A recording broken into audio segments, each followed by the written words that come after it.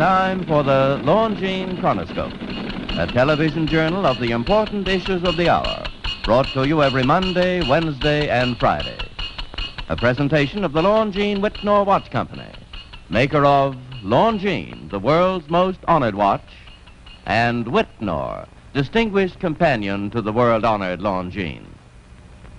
Good evening. This is Frank Knight. May I introduce our co-editors for this edition of the Longines Chronoscope? Mr. William Bradford Huey, editor of the American Mercury, and Mr. Donald I. Rogers, an editor of the New York Herald Tribune. Our distinguished guest for this evening is Dr. Jules Backman, professor of economics, New York University. The opinions expressed are necessarily those of the speakers.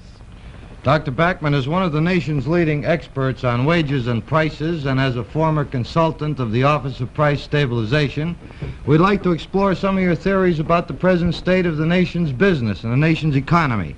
Can you tell me, sir, is it true, as we read in the papers, that we're in a state of recession at the present time? Well, I think that depends on what you're looking at. The answer is yes, if you're talking about the civilian economy, that is, automobiles, building, textiles, apparel. The answer is no if you're talking about war industries, because war production continues to expand. Well, how about we people who work in neither the heavy industries nor the war industries? Well, you fellows in the financial field, writers, are doing just about all right. There's been no special recession or expansion there. Are you telling our audience, sir, that if it were not for war industry now and the demands of the rearmament program, that the country might well be in a serious recession? Well, I don't know how serious it would be, Mr. Huey, but I am convinced that we'd have a considerably larger amount of unemployment, we'd have lower prices, we'd have less inflation, and we'd have less demand generally. We'd have a condition which wouldn't look as good as it does today. Now, you're saying that in the war industries, things are holding well. Where is business worse in the country now? Well, I guess we get the most complaints, and justifiably, from the textile industry and from apparel.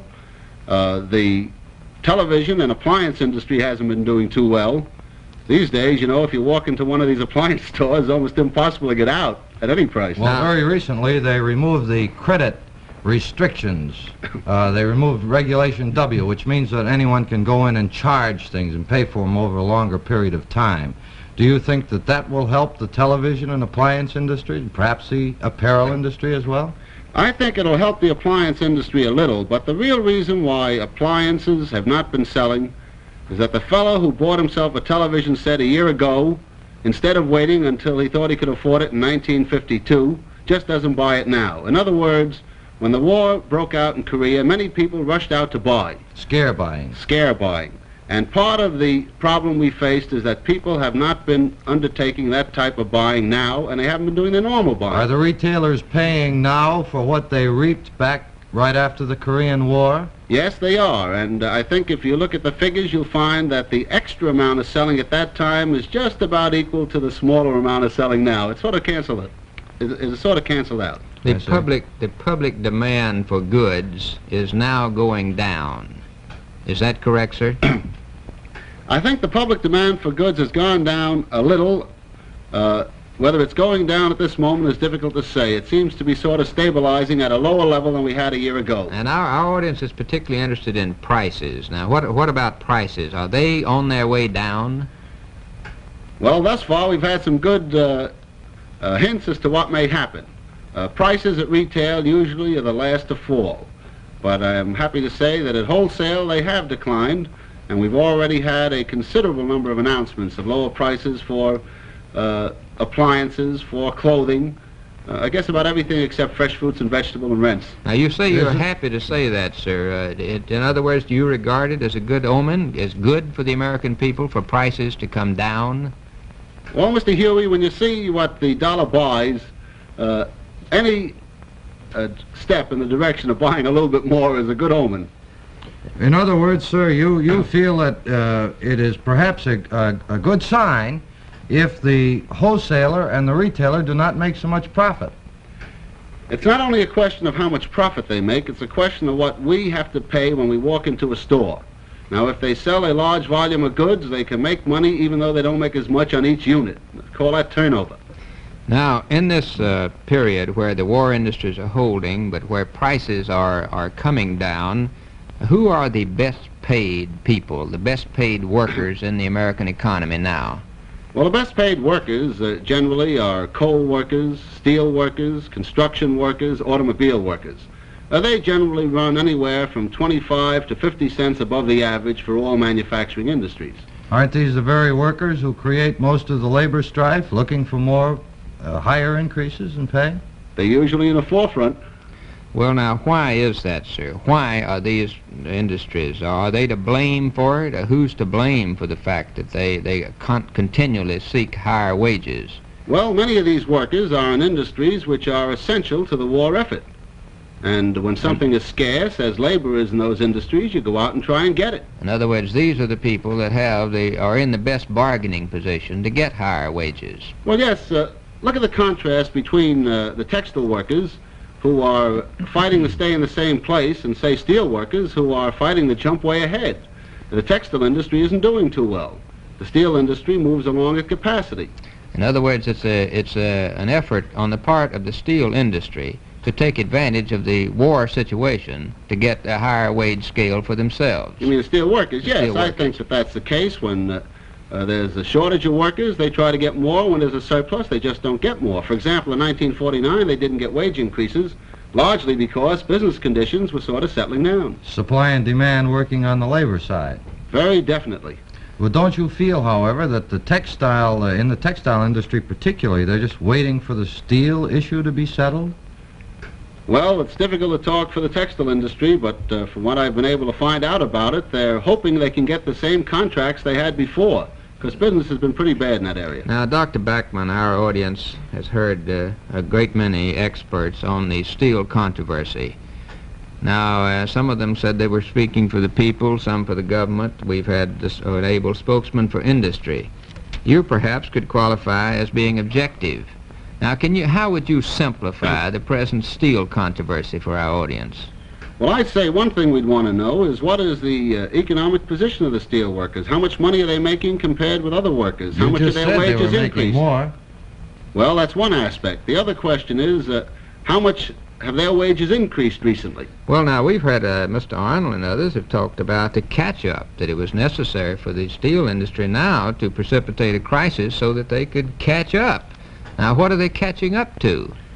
Well, that's something I have not been able to find out. If you look at the figures, they look something like this. The steel workers run in the top 10 or 15% of workers in terms of wages in the economy. If you go back to almost any date you want, go back to 1939, they made 20 cents an hour more than all manufacturing workers. Go back to the end of the war, they made 20 cents an hour more. Go back to the beginning of 1950, before Korea, they made 24 cents more. You look at the figures today, they're making 24 cents more. I think what happened is this. When the steel industry and the workers agreed to an increase last year, temporarily, steel workers got up to a spread of as much as 33 cents. Then when the other workers caught up to steel, they came back to this 24-cent spread, and that's where they are today.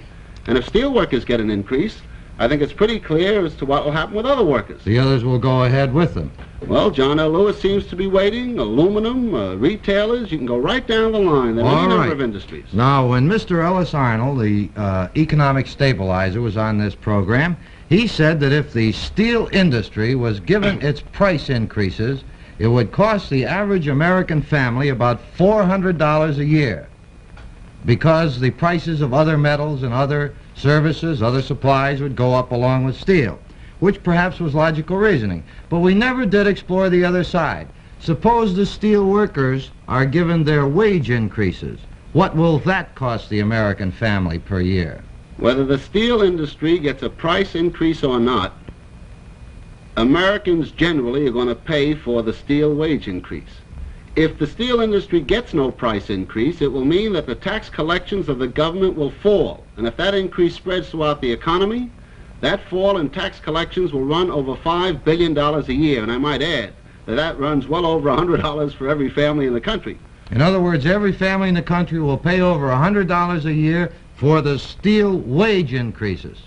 They'll have to pay it either in the form of higher taxes. If the government must collect more taxes, it will. Let me make this point clear. If the government pays for this wage increase out of tax revenues. Yes. Whether we get a tax increase or not, the American people will pay, because the fundamental, the basic source of inflation, this business of somebody reaching his hand into your pocket and taking something out, is the government spending more than it takes in. And the major effect of no price increase in steel will be that the government will spend even more than it expects to in relationship to what it takes in. All right. In the face of all this, Mr. Backman, Dr. Backman, we are decontrolling, we are removing controls from our economy. We are allowing credit controls to be removed. We are allowing price controls to be removed. We are permitting steel to be used as much as people want to use it, aluminum, so on and so forth. Do you find any significance in this trend?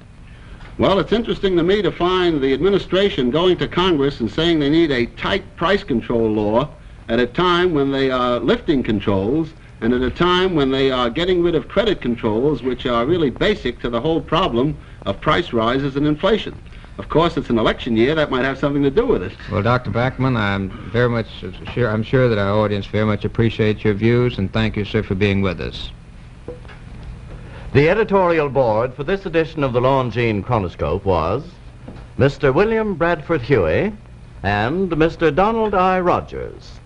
Our distinguished guest was Dr. Jules Backman, Professor of Economics of New York University.